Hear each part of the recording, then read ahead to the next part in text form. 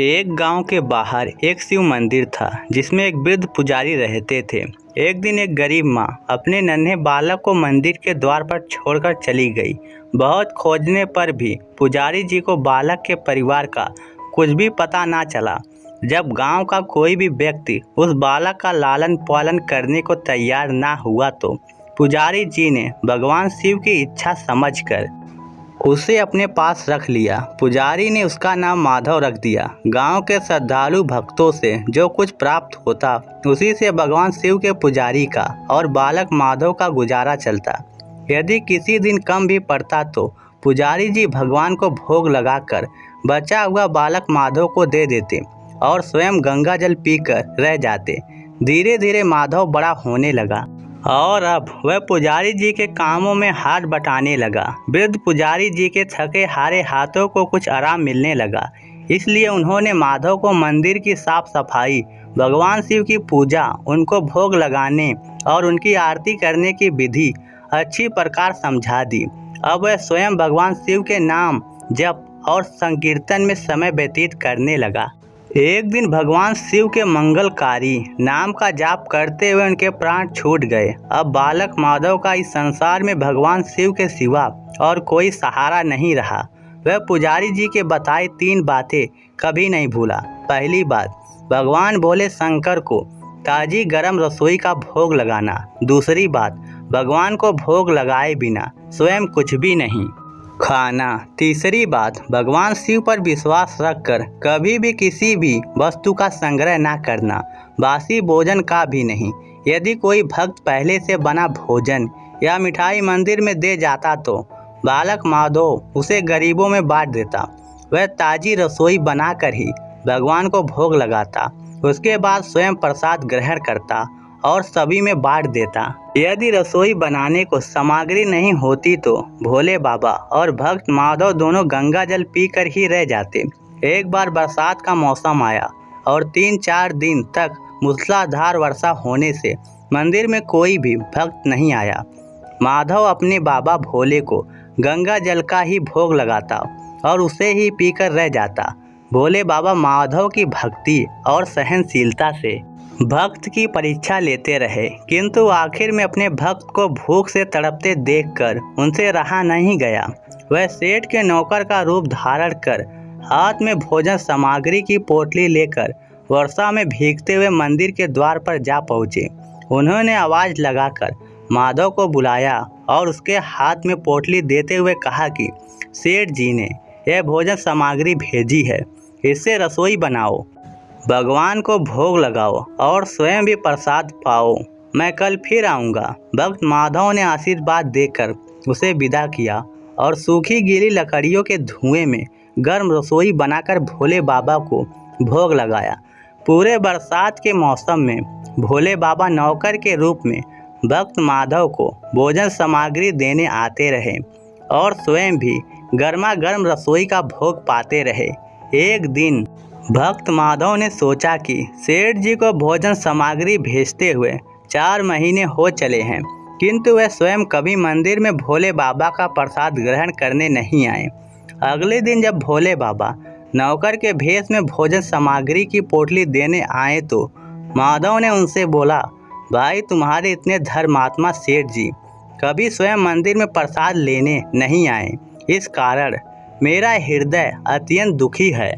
अपने सेठ जी से कहना कि कल वे मंदिर में प्रसाद ग्रहण करने अवश्य पधारे। भक्त की बात सुनकर नौकर बने भोले बाबा चौंक कर घबरा उठे और बोले, पुजारी जी, सेठ जी मेरे द्वारा आपको भोजन सामग्री भेजते हैं, आप इससे भगवान को भी भोग लगा लेते हैं और स्वयं भी प्रसाद पाते हैं, फिर सेठ जी को बीच में बुलाने की क्या ज़रूरत है, जैसा चल रहा है वैसे ही चलने दीजिए ना। माधव बोला, ऐसे कैसे चलने दो, आपके धर्मात्मा सेठ जी इतने दिनों से भोजन सामग्री भेज रहे हैं, क्या मैं उन्हें भगवान का प्रसाद देने का अपना कर्तव्य पूरा ना करूं? मैं किसी का उधार खाने वाला नहीं हूं। अपने सेठ जी से कह देना कि यदि कल भोले बाबा का प्रसाद ग्रहण करने नहीं पधारे तो मैं उनकी भोजन सामग्री लेना बंद कर दूंगा। नौकर बने भोले बाबा तो अपने भक्त की अकड़ देखकर कांप उठे और ये सोचकर मन ही मन हंसे कि वाह, आज तो लेने वाला ही देने वाले को दोष दे रहा है। लेकिन सरल हृदय भक्त के मनोभाव को देखकर वह बोले, ठीक है पुजारी जी, कल सेठ जी मंदिर में प्रसाद ग्रहण करने जरूर पधारेंगे। दूसरे दिन बड़े सवेरे ही भोले बाबा नौकर के भेष में दूध और बहुत कुछ सारी भोजन सामग्री लेकर मंदिर पहुंच गए। माधव चौंकते हुए बोला, भाई आज इतनी सारी भोजन सामग्री किस लिए ले आए? नौकर बने भोले बाबा बोले, पुजारी जी भूल गए क्या, आज आपने सेठ जी को प्रसाद के लिए बुलाया है, इसलिए आप रसोइया बनाइए और भोले बाबा को भोग लगाइए। यह बता दीजिए कि सेठ जी किस समय पधारेंगे। माधव ने प्रसन्न होकर उन्हें सेठ जी के आने का समय बता दीजिए और भक्त माधव की इच्छा पूर्ण करने के लिए भोले बाबा कैलाश पर सेठ का रूप धारण करने लगे। इधर अपने स्वामी को एक प्यारे भक्त के यहाँ दावत पर जाने का समाचार सुनकर ममतामयी अन्नपूर्णा माता पार्वती जी भला कैसे पीछे रह सकती हैं। वह भी पति की आज्ञा लेकर सेठानी का रूप धारण करने में जुट गई। भोले बाबा ने अपने गले से मुंडों की माला उतार दी, शरीर पर लगी बाघ मंबर और बाहों को कानों में पहनने वाले सांपों के हार भी उतार कर रख दिए।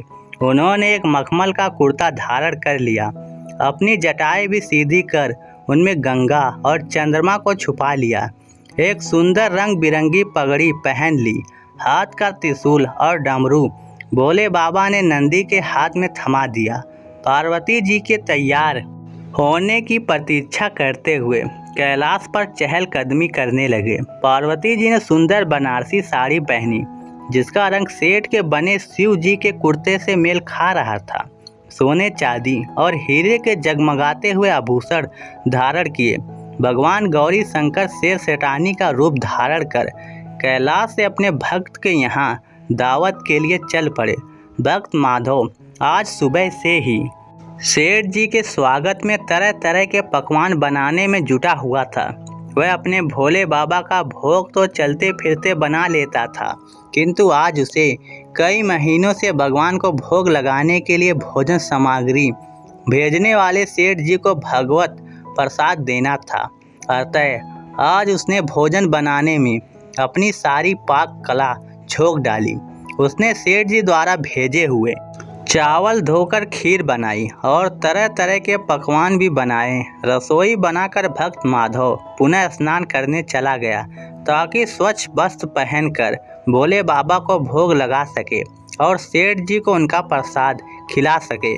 जब भक्त माधव स्नान करके लौटा तो देखा सेठ जी प्रसाद ग्रहण करने के लिए स्वयं तो आए ही हैं और साथ में अपनी सेठानी जी को भी ले आए हैं। माधव ने झट से दोनों से राम राम की, उन्हें आसन देकर बिठाया और बोला, मैं अभी भगवान को भोग लगाकर आता हूँ, फिर आपको प्रसाद परोसूंगा।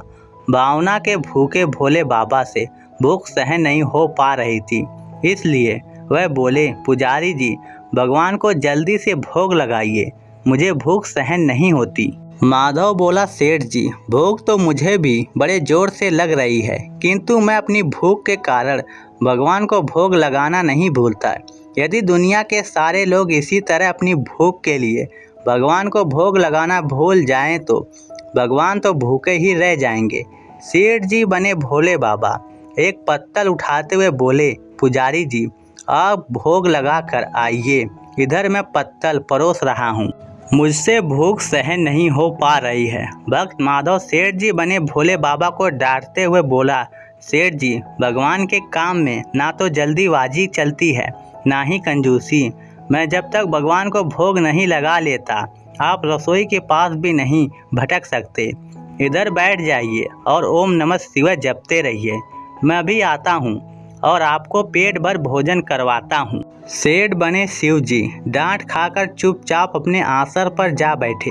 सेठानी बनी पार्वती उनकी यह दशा देखकर बड़ी मुश्किल से अपनी हंसी रोक पाई, लेकिन जैसे ही भक्त माधव पत्तल में सामग्री लेकर भगवान को भोग लगाने मंदिर में गया, भगवान शिव जी पार्वती जी को मौन रहने का संकेत करके चुपके चुपके पैर रखते हुए रसोई में पहुंच गए और उन्होंने एक एक व्यंजन उठाकर चखना शुरू कर दिया। भोले बाबा तो प्रसाद को देखते ही हैरान रह गए। खीर में चीनी की जगह नमक भरा हुआ था, सब्जियों में चीनी भरी हुई थी। जैसे ही भोले बाबा ने रोटी का एक टुकड़ा तोड़कर मुंह में डाला तो वह सी सी करने लगे, क्योंकि रोटी में मिर्च ही मिर्च भरी थी। वह सी सी करते हुए उल्टे पैर भाग आए और अपने आसन पर जा बैठे। माँ पार्वती अपने स्वामी की यह हालत देखकर खिलखिलाकर हंस पड़ी। इससे पहले कि भोले बाबा पार्वती जी के सामने कुछ सफाई दे पाते, भक्त माधव ओम नमः शिवाय मंत्र का जाप करते हुए आ पहुंचा। रसोई में भोग मिलाकर उसे पवित्र बना डाला। फिर सेठ जी के सामने पत्तल परोसने के बाद हाथ जोड़कर बोला, सेठ जी आप भी जी भर के प्रसाद ग्रहण करें। भोले बाबा तो अभी अभी भक्त की भक्ति से भी जोरदार उसके हाथ की बनी हुई रसोई चख चुके थे। अतः भोजन करने की बात सुनकर उनके पसीने छूटने लगे। वह कभी माधव का तो कभी पार्वती जी का मुख देखने लगते। माधव को सेठ जी की ढील बर्दाश्त नहीं हुई और बोला, सेठ जी अब क्या हो गया आपको? अभी अभी तो इतने उतावले हो रहे थे, अब आप भोजन क्यों नहीं करते? तभी तो माता जी भी प्रसाद ग्रहण करेंगी और फिर मैं भी प्रसाद पाऊंगा।